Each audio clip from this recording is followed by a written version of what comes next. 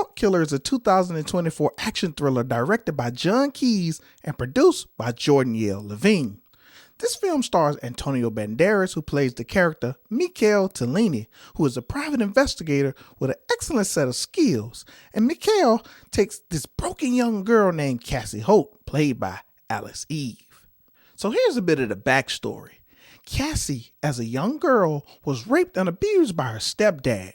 Meanwhile, Cassie tries to inform her family, but they wouldn't listen, and this would allow Cassie to continue to be sexually assaulted for much longer by this predator.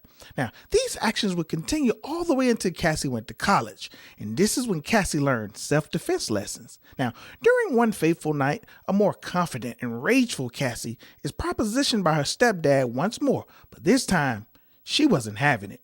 She defends herself, thus maiming her abusive stepdad. But once again, instead of her family being supportive, they all turned their backs on her, which led Cassie to leave and bounce around on her own.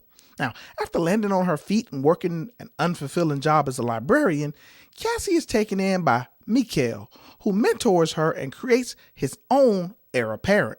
Now it's important we need to know about backstory number 2, because we're introduced to another young girl named Jamie Douglas, played by Shelley Henning, who many of you may know as Stephanie Johnson on the long-running soap opera Days of Our Lives. Well, Jamie's story is much like Cassie's. Abusive stepdad, unsupported family, but Jamie doesn't get her redemption on this monster because there's no happy ending for her.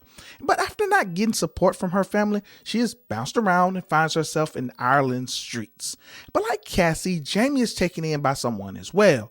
She is taken in by Dottie Evans, played by Olwen Fwewe, who many of you may know, as certainly as I do, from the Texas Chainsaw Massacre 2022 as an older Sally Hardesty. Because Evans is an affluent older woman with a really dark side. You may ask, how dark? Well, remember when I said that Jamie doesn't get a happy ending? I meant that because Dottie turns Jamie into the family's sex slave, where they would torture, starve, and sell Jamie and other runaway girls to random Johns for money.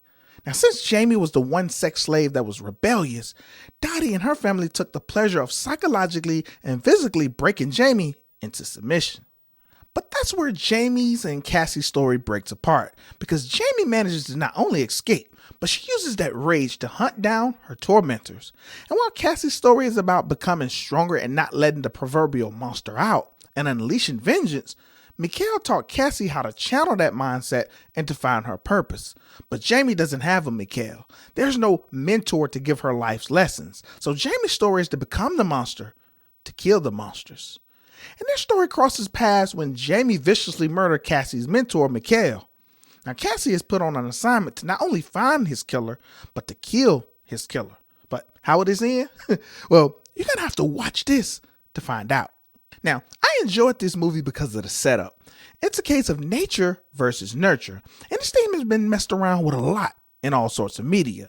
I mean, just think of this concept. It's probably most prominent in the Superman story. Because what happens if Kal-El isn't raised by the Kents? What if he's raised by the Luthors or the Soviet Union? Just think of how different the character turns out. Well, in this movie, we get Jamie and Cassie with almost identical stories, but one is rescued by a good person. The other is rescued by monsters. And it's that twist of fate that brings our characters together. Now, I didn't want to mention this, but it's literally in the synopsis. So both characters will have to work together to bring down the true villains of this story. But does it have anything to do with Mikhail? And if so, how does this tie into that? But once again, be sure to check this out because I think you're going to like it. Now, aside from the story, it's shot well. I mean, there's some unique scenes where our characters are talking on the phone and it looks like a comic book page with how it's displayed on screen. And I find that to be really impressive. And it makes you feel like you're actually on the phone having a conversation with our characters. Well, how can I forget about this?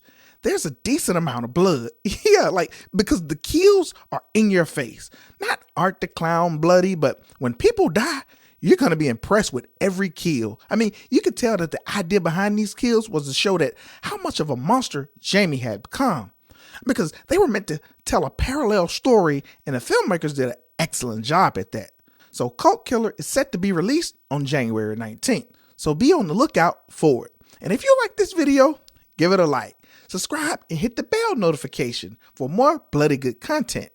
And until next time, when CEDtalks horror.